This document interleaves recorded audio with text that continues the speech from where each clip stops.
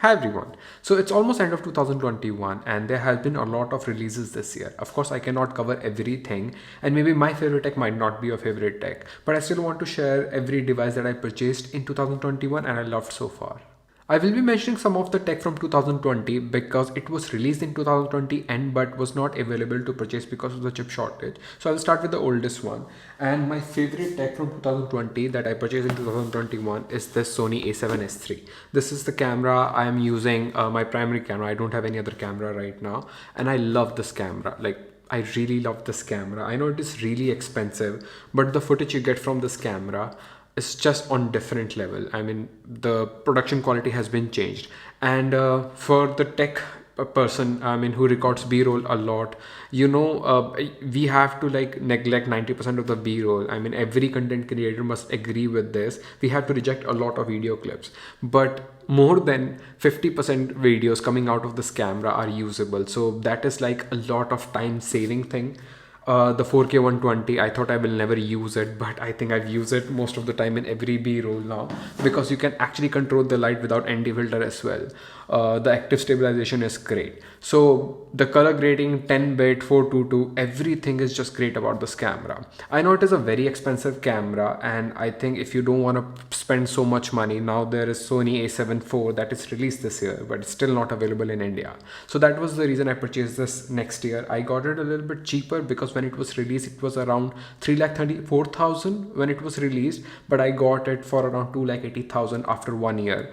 So I think it was one of my best purchase and best investment of 2021. The second tech on my list is also from 2020, but I recently purchased it. So this is my Xbox Series X. I already had Series S before, and I was okay with it, but when you go 4K 120 Hz, you can't go back. So this console is a beast. I mean, at first I thought the difference was not huge because I was playing only older games. But after the release of Forza 5 and Halo Infinite, I think this is on different level. The performance and the graphics are just phenomenal.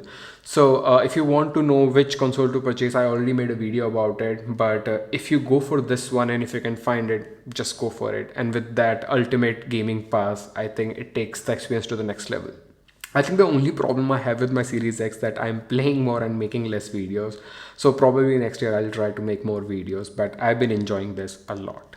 The third thing on my list is also from 2020. I actually purchased it in 2020, and that is my Mac Mini. So I purchased it in 2020, but I had to sell it. There were some bugs in it. I mean, there's a compatibility issue and the 8 GB RAM was not enough. So I sold it, but after a while I realized I think this and the MacBook Air is one of the best machine you can buy if you're a creator. So if you use DaVinci Resolve, Final Cut and any of the editing software, this is a really powerful machine for the price. Just you have to go for the 16 GB RAM and you're set for life. The fourth thing on my list is my new iPad mini. I actually wanted to include this M1 iPad Pro as well, but I think the upgrade from last year to this year was not really good, so it was not exciting at all. I actually did not feel that I upgraded to this new iPad Pro. I mean, that front camera with that wide angle and the center stage was okay, but it was not really an upgrade for me. If you're going for 12.9 with that mini LED, that might be a huge upgrade for you guys, but for me it was not very exciting this year.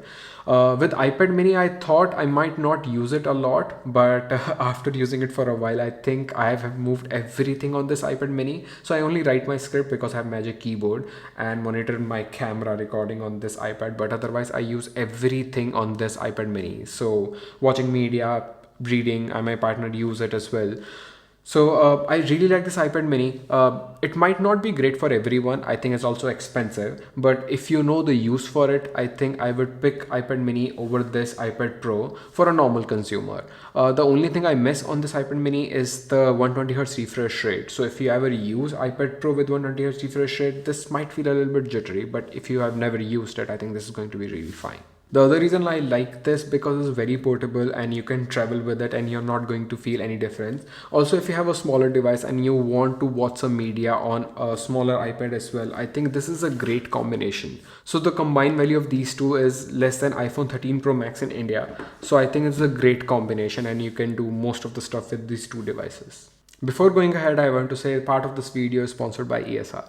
They make really great matte screen protector if you want to use something like Paperlike and if you want to take a lot of notes. But in case you don't want to do that, they also have the tempered glass, which I was using on my iPad Pro for a long time. I also recommend their cases, their folio case, which is basically like Apple case but much cheaper, and the quality is kind of similar. And in case you want more protection, you can also use the trifold case. The fifth tech I purchased this year and I've been enjoying is my iPhone 13 mini. So I switched to Android. I got Samsung Z Flip 3 because you can now transfer your WhatsApp from iOS to Android at least. So I made that switch and I really wanted to use Android because one of the main reason is the USB-C port, because this is the only phone that use lightning port. I have to carry that lightning cable.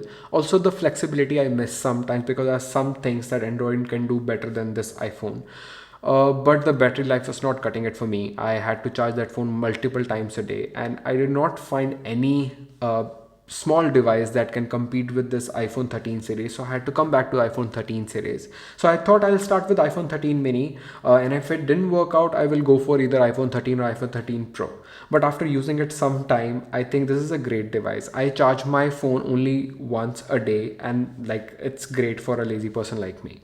And I also tried that 120Hz ProMotion display on 13 Pro. To be honest, the difference is not very big. I mean, especially not compared to Android. So on Android, 60Hz and 120Hz, it's a huge difference. But on iPhone, because of those animation, I think the difference is not very much. So I'm going to stick with this iPhone 13 mini. I'm not going to go for iPhone 13 Pro.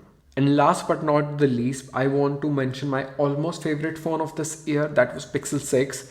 But I choose my iPhone 13 mini over Pixel 6. I sold it to my friend so that I can use it later. The bugs in Android 12, also the poor battery optimization, I actually, it was a no-go for me. And I'm also not a fan of that bulky design. So maybe next year Pixel release something, because I am a fan of that Pixel 5a5 design. So yeah, I know a lot of people like Pixel 6 design, but for me it was too bulky. I can handle 6.4, 6.5 inch devices, but I don't want the weight and the thickness, so I think it's going to be slim. And with that bigger battery, it was not cutting it for me. It was barely lasting me a single day. I also wanted to mention S21 series as well. I use S21 Ultra, S21 Plus, but I'm not mentioning it because of the Exynos 2100. If it was Snapdragon 888, I might have mentioned it as my favorite tech this year, but it was not. I've been expecting a lot from S22 series because it might launch with the new Snapdragon chip, and I'm expecting a lot from that Snapdragon chip because they are saying it's going to be more efficient than more powerful. So I'm looking forward to that. Let me know what was your favorite tech this year, and if you think I missed something, you can comment in the comment box. Maybe I'll try to review it next year. And if you want to talk about this tech, you can follow me on Twitter as well. My name is Rohit. I'll see you in the next one. Till then.